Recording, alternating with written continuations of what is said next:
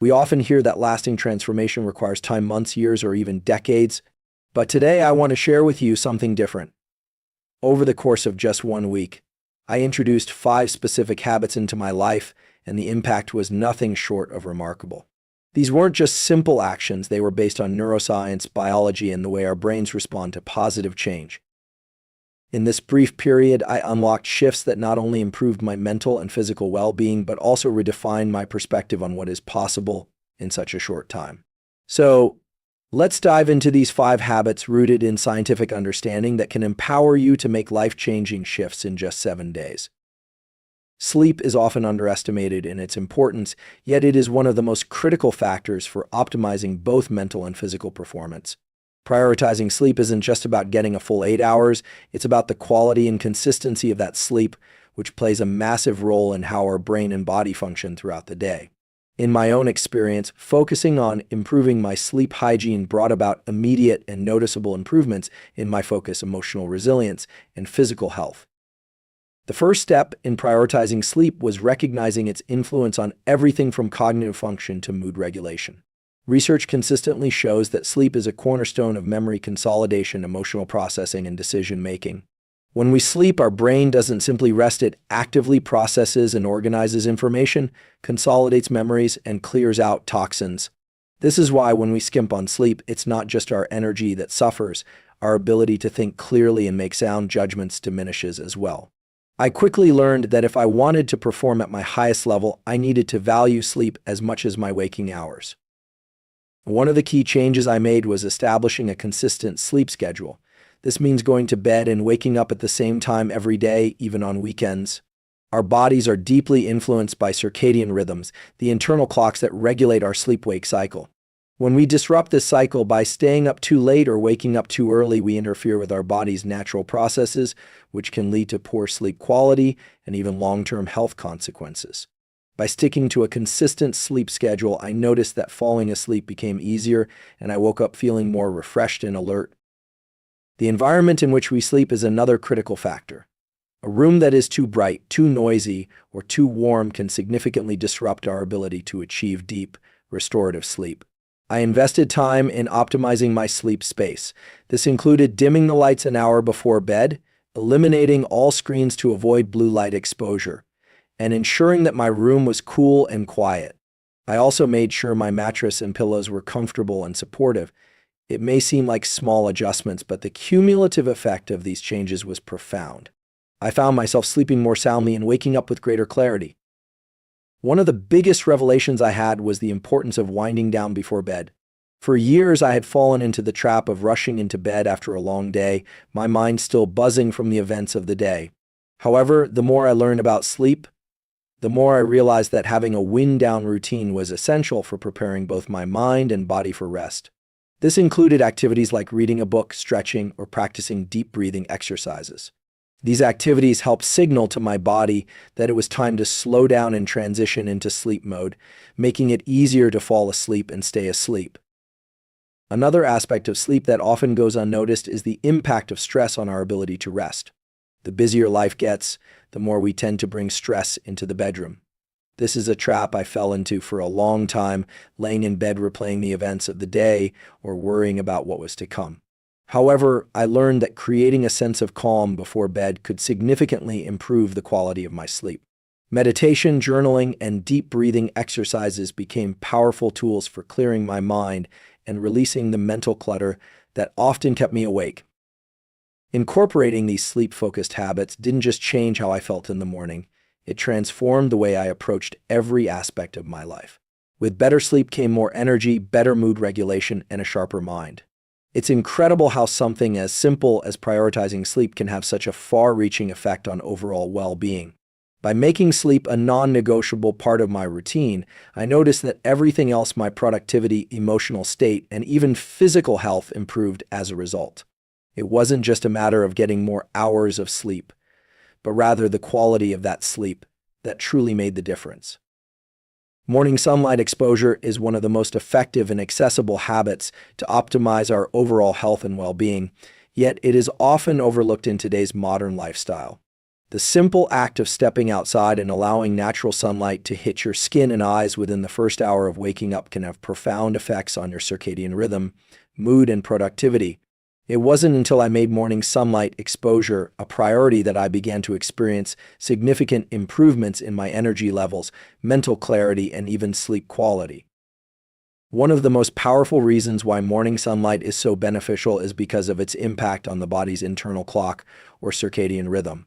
Our circadian rhythm regulates various physiological processes, including our sleep-wake cycle, hormone production, and body temperature. This rhythm is largely influenced by the presence of natural light, particularly sunlight in the morning. Exposure to sunlight in the early hours helps signal to our brain that it is time to wake up and become alert, while simultaneously reducing the production of melatonin, the hormone that makes us feel sleepy. This shift in hormone production is critical for maintaining energy throughout the day, as well as for ensuring that we feel naturally tired at night. When I started making it a point to get outside within the first 30 minutes of waking, I noticed a dramatic improvement in how I felt. Not only did my body feel more awake and alert, but I also found that my mood improved significantly. Natural sunlight triggers the release of serotonin, a neurotransmitter that is responsible for regulating mood, reducing feelings of depression, and promoting feelings of well-being. The boost in serotonin levels in the morning set a positive tone for the rest of my day, helping me feel more optimistic and motivated to tackle the tasks ahead. On the flip side, not getting enough exposure to natural light, especially in the morning, can lead to mood imbalances and even contribute to the development of seasonal affective disorder, CAN, a condition that is linked to lack of sunlight exposure. One of the key aspects of morning sunlight exposure is its effect on sleep. Many people struggle with sleep-related issues such as insomnia, poor quality sleep, or difficulty falling asleep at night. What I discovered is that sunlight exposure in the morning has a direct impact on how well we sleep at night. By resetting the circadian rhythm early in the day, our body knows when it should be awake and when it should wind down in the evening. This regulation helps align our body's internal clock with the external world, making it easier to fall asleep at a consistent time and experience deeper, more restful sleep. I noticed that after just a few days of getting outside in the morning, I was falling asleep faster and waking up feeling more rested. Another unexpected benefit of morning sunlight exposure is its role in boosting productivity and focus. The combination of increased alertness from serotonin release and the regulation of circadian rhythms created a sense of clarity and mental sharpness that lasted throughout the day. I found that when I started my mornings with sunlight exposure, I could focus more intently on my work, complete tasks with greater efficiency, and make fewer mistakes. The impact on productivity was not just a result of feeling awake, it was also about how my brain was primed to function at its best. Sunlight triggers the production of cortisol, a hormone that helps regulate energy levels and enhances focus, helping to keep my brain alert and active throughout the day. Incorporating morning sunlight into my routine didn't require any major lifestyle changes. All I had to do was make the conscious decision to step outside or sit by a window that let in natural light.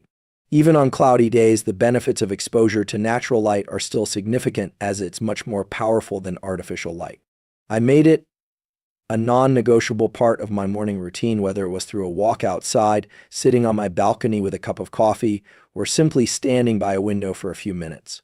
Within just a week of implementing this habit, I began to feel more energized, emotionally balanced, and focused throughout the day. What's incredible about morning sunlight exposure is how simple and accessible it is. It costs nothing, takes only a few minutes, and the benefits are profound.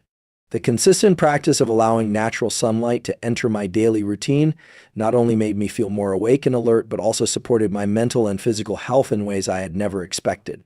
As a result, I began to notice improvements in everything from my productivity at work to my sleep patterns, and the positive impact of this simple habit lasted throughout the day. Deep focus on one task at a time is a habit that has transformed the way I work, think, and live. In today's world, where distractions are constant and the pressure to multitask is ever present, focusing on a single task can feel almost counterintuitive. However, I found that by training my mind to immerse fully in one activity at a time, I've seen significant improvements in my productivity, mental clarity, and overall satisfaction with my work and personal life. The first step I took toward deep focus was recognizing how fragmented my attention had become. In the past, I often prided myself on being able to juggle multiple tasks simultaneously, from answering emails while participating in a meeting to scrolling through social media while working on a project. At the time, it felt efficient. However, I began to realize that this fragmented attention was not only draining my energy, but also diminishing the quality of my work.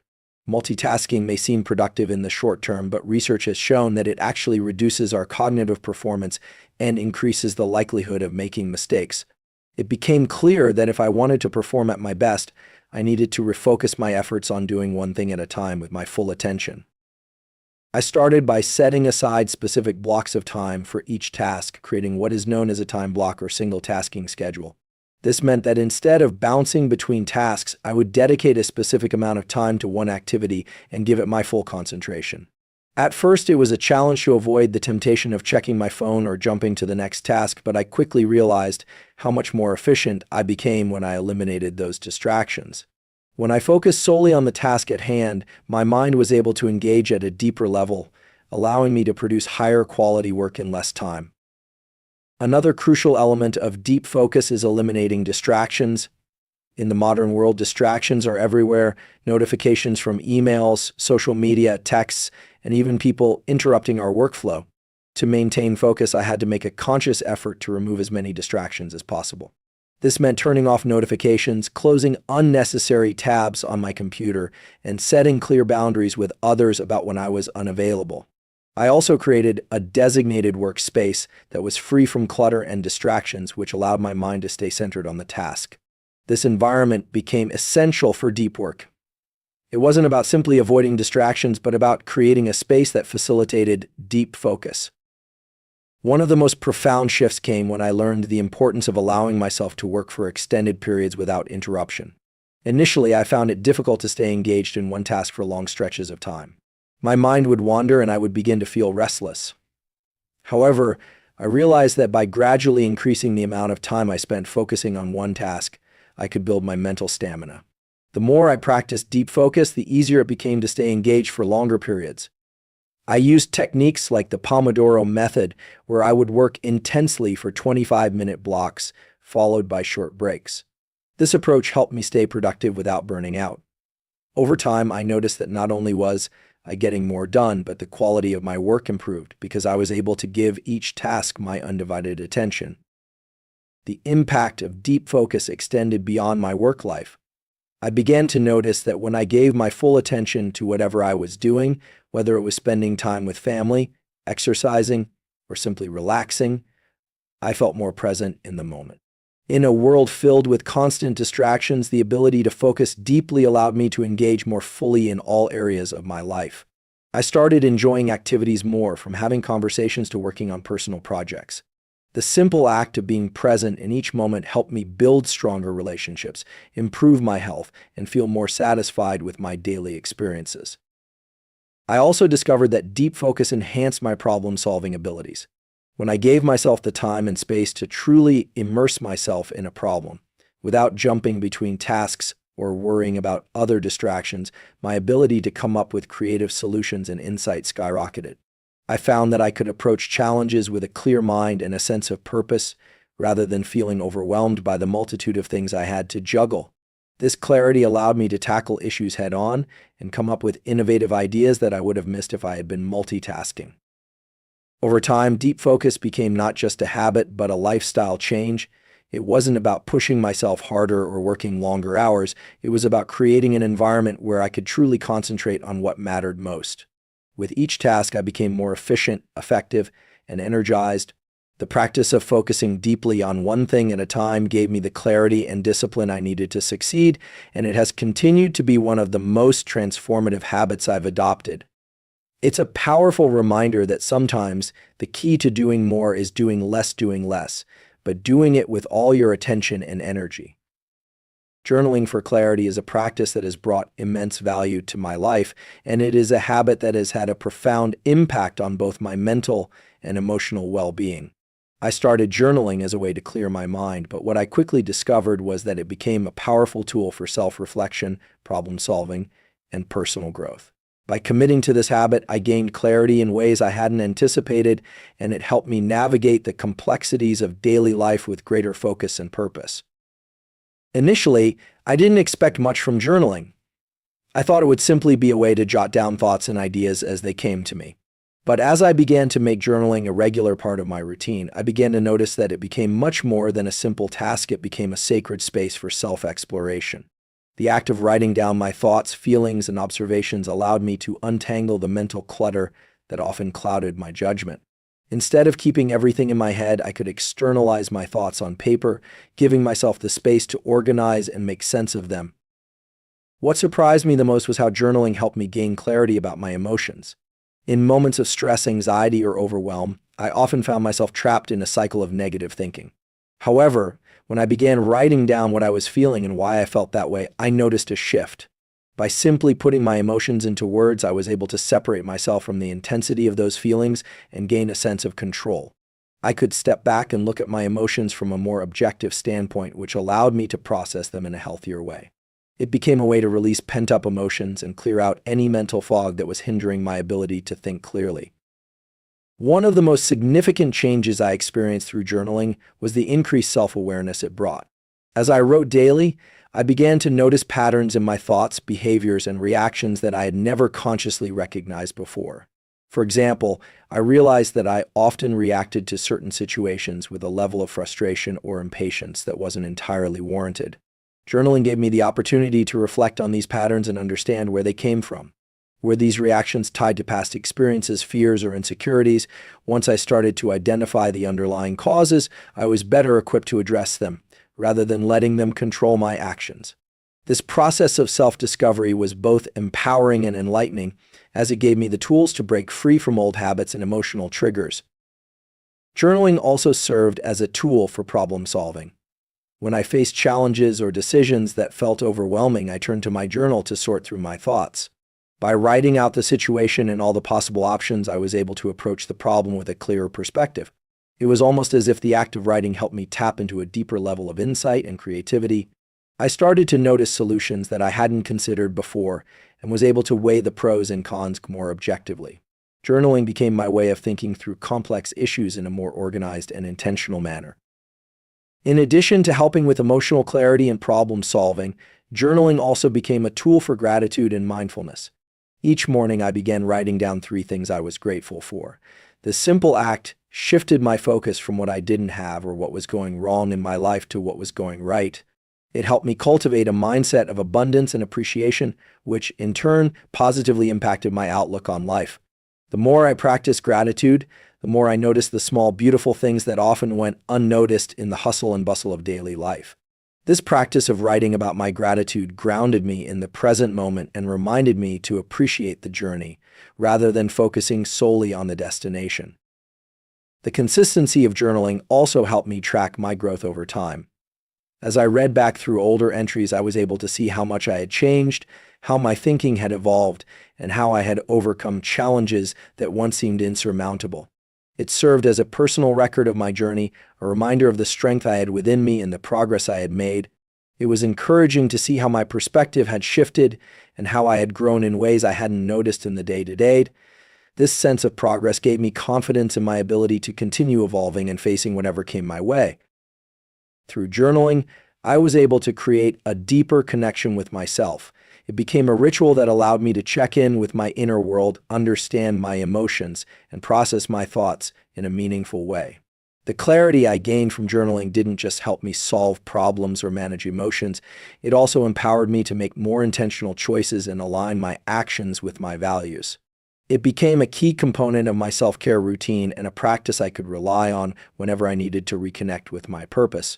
What began as a simple habit for mental clarity transformed into a powerful tool for personal growth, and it continues to be a vital part of my life today. Learning to say no was a pivotal habit that significantly changed my life in a short amount of time. For most of my life, I prided myself on being agreeable and accommodating. I wanted to help others, be available when needed, and always maintain a positive, cooperative image. However, I eventually realized that constantly saying yes to every request, obligation, and opportunity was draining me emotionally and physically. Saying yes to everything meant saying no to myself, my goals, and my well-being. The habit of saying no, though initially uncomfortable, became a vital skill that helped me regain control over my time, energy, and life. The first shift in my mindset occurred when I recognized how often I was overcommitting myself. I would say yes to social events, work projects, and favors for friends and family without considering the impact it had on my schedule or my mental health. It wasn't that I didn't want to be helpful or supportive. Rather, I began to realize that by saying yes to everyone else's needs, I was neglecting my own. I felt overwhelmed, exhausted, and stretched thin, and the more I said yes, the less I was able to show up as my best self. I was constantly running on empty, and this left me feeling resentful and disconnected from my own priorities. The turning point came when I had to face the reality that my well-being and my personal goals were more important than pleasing everyone else. I had to learn that it was okay to disappoint people or let them down in order to take care of myself. The first few times I said no felt incredibly uncomfortable. I feared that I might upset others or hurt their feelings. However, I soon learned that people respected my boundaries more than I had anticipated. In fact, they often appreciated my honesty and clarity, even if they didn't understand my reasoning at the time. Saying no didn't make me a bad person. It actually made me a more reliable and present individual when I did commit to something. One of the most significant benefits of learning to say no was the improvement in my mental and emotional health. No longer was I constantly overwhelmed by a never-ending list of obligations. By saying no, I was able to prioritize the activities and commitments that truly aligned with my values and goals.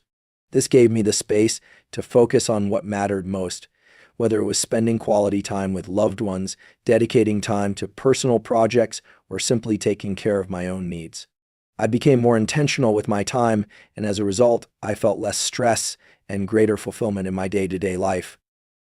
Learning to say no also helped me set clearer boundaries with others. In the past, I had a tendency to people please, agreeing to things I didn't want to do or didn't have the time or energy for. This often led to feelings of frustration and resentment, as I felt like I was being taken advantage of. By saying no more often, I started to establish healthier boundaries and create space for my own needs. This shift not only improved my relationships, but also allowed me to be more authentic with others.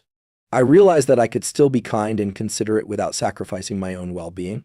Saying no wasn't about being selfish, it was about self-preservation and ensuring that I had the emotional and mental resources to show up for the people and commitments that truly mattered. Another important aspect of learning to say no was recognizing that my time and energy were finite resources. I began to evaluate each request or opportunity based on whether it aligned with my long-term goals and values. If it didn't, I wasn't afraid to say no.